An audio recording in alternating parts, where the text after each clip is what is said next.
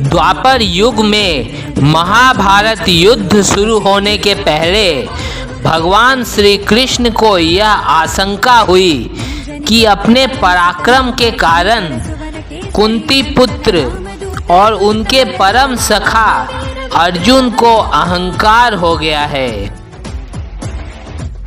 भगवान श्री कृष्ण को लगा कि शीघ्र ही यह अहंकार अगर तोड़ा नहीं गया तो धीरे धीरे अर्जुन पतन की राह पर अग्रसर हो जाएंगे और आगे आने वाले भविष्य में जो बड़े बड़े कार्य अर्जुन द्वारा होने हैं वो नहीं हो पाएंगे। तब भगवान श्री कृष्ण ने हनुमान जी को अपने पास बुलाया। श्री कृष्ण के स्मरण करने पर तुरंत हनुमान जी वहां प्रकट हो गए। तब भगवान श्री कृष्ण ने हनुमान जी से अपने मन की बात कह दी। भगवान श्री कृष्ण को प्रणाम करके और उन्हें आश्वासन देकर हनुमान जी तुरंत रामेश्वरम तीर्थ के लिए रवाना हो गए।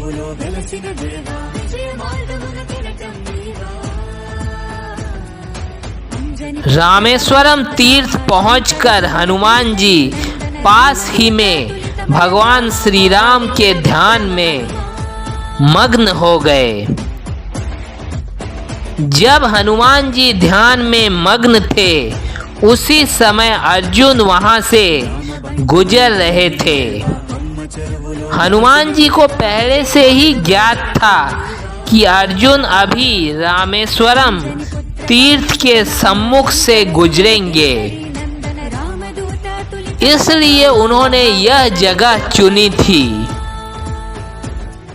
जब हनुमान जी के साथ अर्जुन की मुलाकात हुई तो अर्जुन ने उनसे पूछा कि राम और रावण के युद्ध के दौरान प्रभु श्री राम ने पत्थरों के सेतु के बजाय बाणों का सेतु क्यों नहीं बनवाया।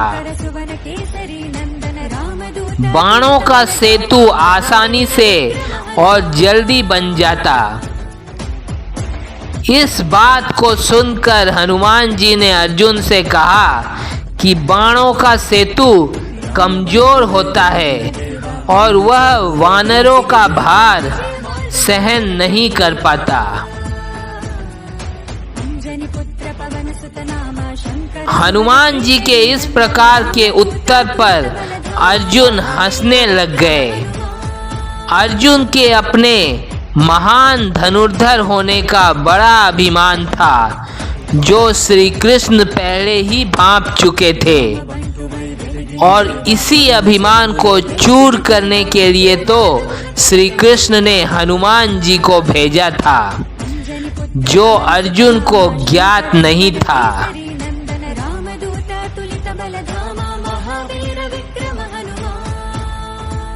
अर्जुन ने कहा कि मैं स्वयं अभी बाणों का सेतु बनाकर दिखाता हूँ।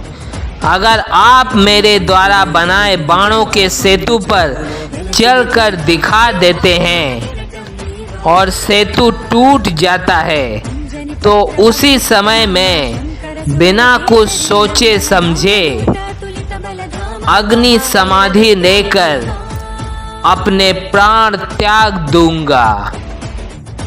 हनुमान जी तुरंत मान गए। अर्जुन ने कुछ ही देर में पास स्थित सरोवर पर बाणों का सेतु बना दिया। हनुमान जी तब तक प्रभु श्री राम के ध्यान में मग्न थे।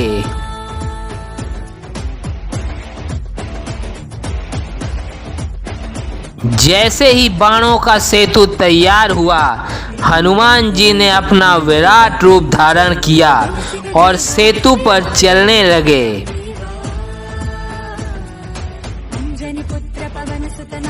पहला पांव रखने से ही सेतु डगमगाने लग गया।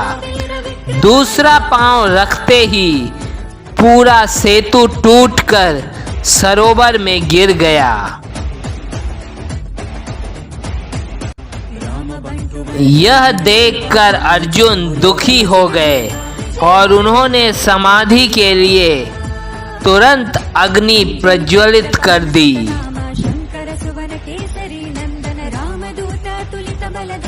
जब हनुमान जी ने देखा कि अर्जुन अपने प्राण त्याग देंगे तो अर्जुन को रोकने के लिए वो स्वयं उड़कर अग्नि के ठीक ऊपर खड़े हो गए। उसी समय में तुरंत भगवान श्री कृष्ण वहां प्रकट हो गए। श्री कृष्ण ने कहा कि यह उनकी ही लीला थी। अर्जुन ने तब हनुमान जी से क्षमा मांगी।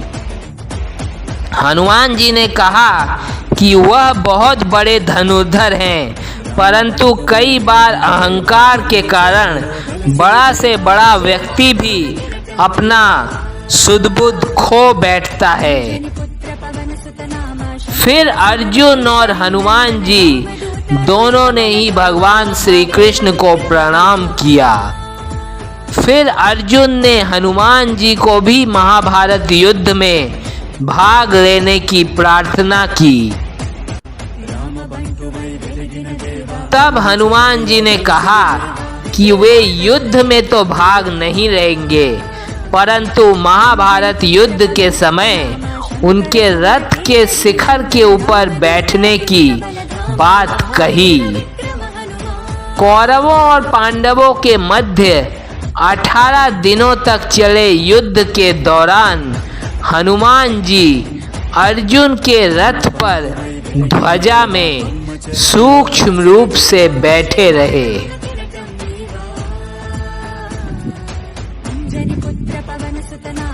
युद्ध समाप्त होने के बाद जैसे ही हनुमान जी और श्री कृष्ण जी रथ से उतरे तो रथ विस्फोट के साथ तहस नहस हो गया।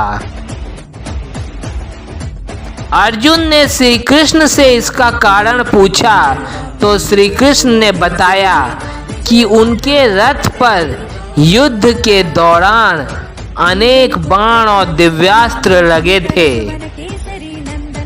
अगर पवन पुत्र हनुमान इस रथ के ध्वजा पर नहीं होते तो यह रथ कब का ध्वस्त हो चुका होता। इसलिए हनुमान जी के उतरने से यह रथ अब विस्फोट के साथ उड़ गया है और नष्ट हो गया है।